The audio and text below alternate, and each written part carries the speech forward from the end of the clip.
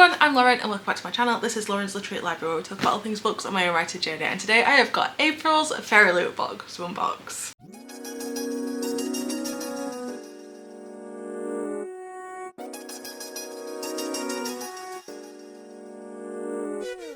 I have had this box a little over a week now, but I was away, so this is the first chance I've had to unbox it, and I can't remember anything about it, but I've not seen any spoilers, so I'm excited to see what we've got. This feels jam-packed again like last month's. So the first thing inside the box is this, which is a soy candle. I'm gonna see what it looks like. Probably gonna keep this. Do love a candle. Ow! We've not had a candle in FairyLoot for a while. Comes in this little ceramic pot with a lid, and it's just a little wick there. Ooh, I'm not sure about this. So we've got orange blossom, honey, jasmine and musk. I feel like the musk is maybe too strong, but I'll probably keep it because we do like to use candles in the house. So this one will be one that we use. I'm currently dealing with my other half, trying to fight off migraine, and my baby asleep in a nap, so I'm hoping this video can be done before either of them want to come back downstairs. The next thing inside the box is this Little Thieves coaster set, and it says ceramic coasters on the back and wipe clean with a damp cloth. So I'm going to take them out because I'm curious to see if the pattern is just the same as what's on the box, and I think it's going to be. Okay, so it's just two coasters, but they have been well packaged with the I don't know what that packing, like packing peanuts but in thingy strict form. Okay, two different designs. First we've got this raven crow with a sigh, and I think it's a ram. Oh no, just a skull. And then we've got what we could see, which is the sort of like crown necklace. I have not read this book, so I don't know what these are meant to depict, but I do like them. They've got a bit of weight to them. Not sure how I feel about just two coasters though. I feel like 4 is always difficult because people tend to have more than like 4 people with drinks, but 2 is a very strange number. But I do like them. They're very well made. I love the design on them. Again, I'm struggling to find the spoiler cards, so I can't remember what this one's theme is, but I will mention it as soon as I get there. Okay, so we've got these as well. So it says the Crimson Moth foiled bookmarks. We do get a lot of bookmarks, and I've not read this, but I do really want to. And the back has just got this moth FairyLoot pattern on it, on all of them. So I do feel like we get a lot of bookmarks, but also like these ones tend to be like slightly better quality. They're a bit thicker. I feel like they're a bit more long lasting. And the artwork, again, stunning. It is gorgeous, but I don't know if I'll keep it because I just don't use them. But we have got another reading journal, but look at the foiling on that front. I'm trying to see if I can take, oh I can. This is absolutely stunning. Like, I'm hoping the light's not causing too much of an issue, but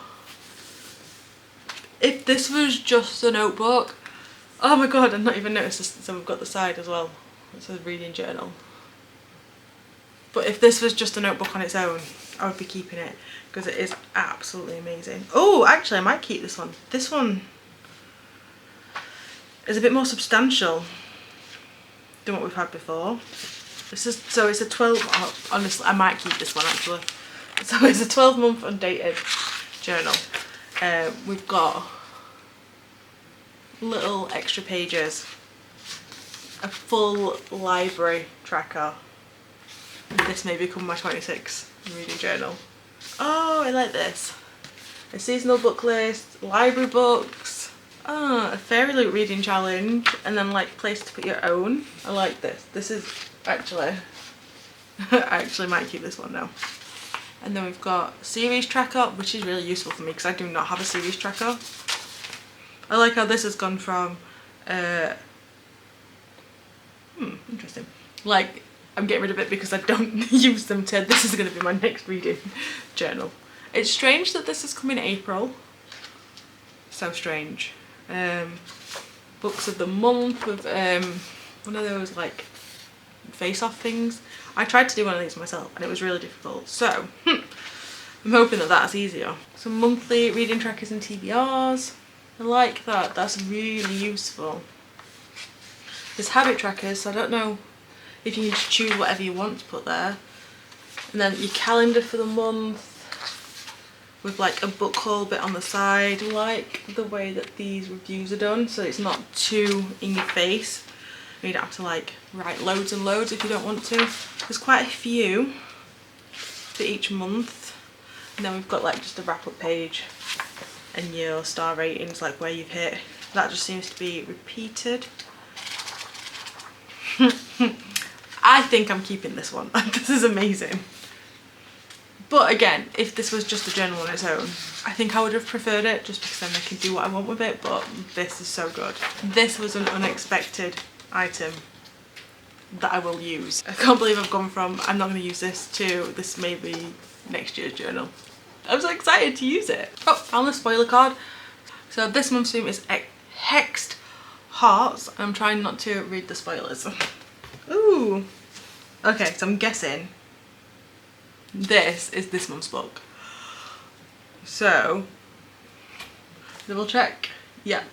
So I'm going to do the book and then show this because I think this probably would be better with the book. So we have got the tarot cards, which is strange because one of them has got two people on. So we've got the Page of Planets. I like that design. And then the Knight, I think it says Knight, yeah, the Knight of Planets, but it's two people. So I'm confused by that. A strange choice, but also nice that they've done something a little bit different. Ooh, this edge reminds me of the coasters.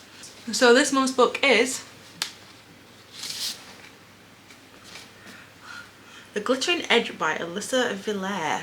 Ooh, I love this moon. I have no idea what this book is or what the original cover was, but we've got some stunning work. Ooh. Magic has demands that must be met, and then FairyLoot exclusive. I don't think that's normally as prominent as it is on this one, but these edges though, look at this. And then it carries on, and it's the same on the bottom. Amazing. The end pages are so good. Ooh, ooh. I'm not sure about this reverse. I don't know which it would have been an original cover because that is so strange if that was the cover. So this is the reverse jacket.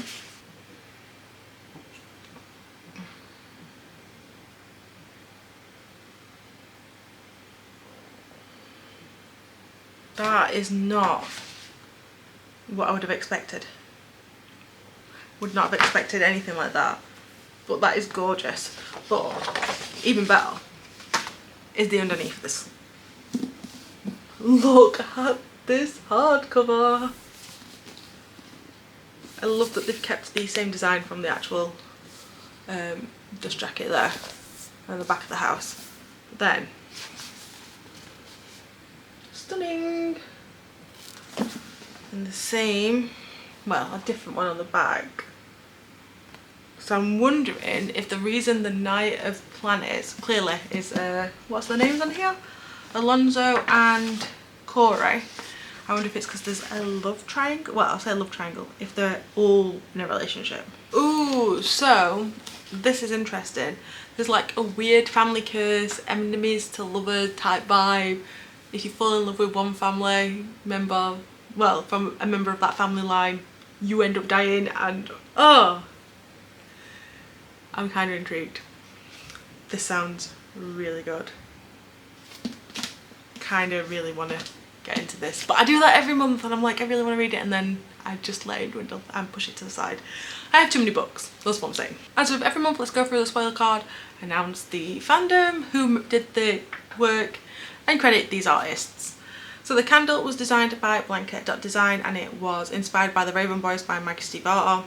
Didn't know that. I've not read that. I do have that series. I plan to read this at some point. The reading journal was designed by, oh, the cover was done by _Saint Dree and the interior was done by Blanket.design. And this one is fandom neutral, which made sense.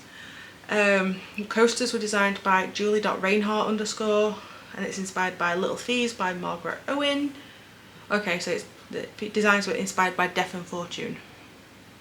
I can see that, I can see death. The foiled bookmarks were designed by Masha.Gallery with 2 R's, and it was the Crimson Moth by Kristen Ciccarelli. Depicts Rune, Gideon, Alex and Verity. The overlays were designed... Oh. This is what I forgot. We got overlays as well for this book, which is why I wanted to do this afterwards. So we've got 4 overlays, which is standard, and I'll do it one by one with the cardboard so we can see the artwork. I do love overlays, they are beautiful, but I also don't see much need for them. I get why people love them, I just don't think I'd use them. Yeah, so I do love the artwork on these, and I love the idea of having things linked to the book for the month, but they're just not something I'm going to put in the book. I might keep them to one side if I like the book, and if I don't like the book then they can go to a new home with the book. So you've got the fancy special edition and the fancy overlays to go with. Okay, so the overlays were designed by MacShin _ and it is chapter 2, chapter 19, chapter 23 and chapter 39. And the tarot cards this month were done by Rosalind Arts, and it is Penny, Corey and Alonzo from The Glittering Edge. So this month we had 3 different artists work on the book, which isn't the most, I don't think. So we had the redesigned cover, the full colour artwork with foil on the front and back hardcover, and the digitally sprayed edges on all 3 sides was done by AEA Draws. Then we had the reverse dust jacket character artwork was done by MacShin _ so that's not the original cover then, which is interesting. So I don't think we've actually had the original cover for this book, which is what they've been doing. And then the character artwork on the end papers with the foiling was done by @frostbite.studios. So we've had some wonderful artists in this month's box. Yeah, I think that overall the theme for this month has worked really well, as I can't say this, Hexed Hearts. My mouth does not want to say that, I don't know why. But it's all like very witchy vibes. I like the colour theme that went through. Like I said, the sprayed edges for that book matched very well with the coaster set that we got, with the colour scheme, and even the design, the pattern seemed very similar. So I do think that they've done really well with that. I think that the items we've had are quite high value items. I know for a fact that journals are at least £10 to buy, just a blank journal. So to have a designed one like that, we're looking at quite a lot of money if you were to go out and buy that in a shop. The overlays I know are really expensive items if you were to go out and buy them, just from an artist point of view, like the work being put into it for the artwork. So I do think this was a really good high value box. I don't think there's anything in this box that I won't really use. The coasters maybe, I'm not sure about them, just because I do have a lot of coasters on my desk already and I don't know if I need any more. So potentially not. The overlays, again, personally I don't put them in the book, but I can see why people would. Let me know your thoughts on this box if you've had it, and if not, just let me know what you think to the items that we've received this month. Do you think that they fit the theme? Because I think it was quite nice and cohesive for a change. If you like this video, don't forget to give it a like, and if you want to see more of my videos, don't forget to hit subscribe. This one out nearly every single week. I hope you're well and you're all staying safe, and until next time, bye!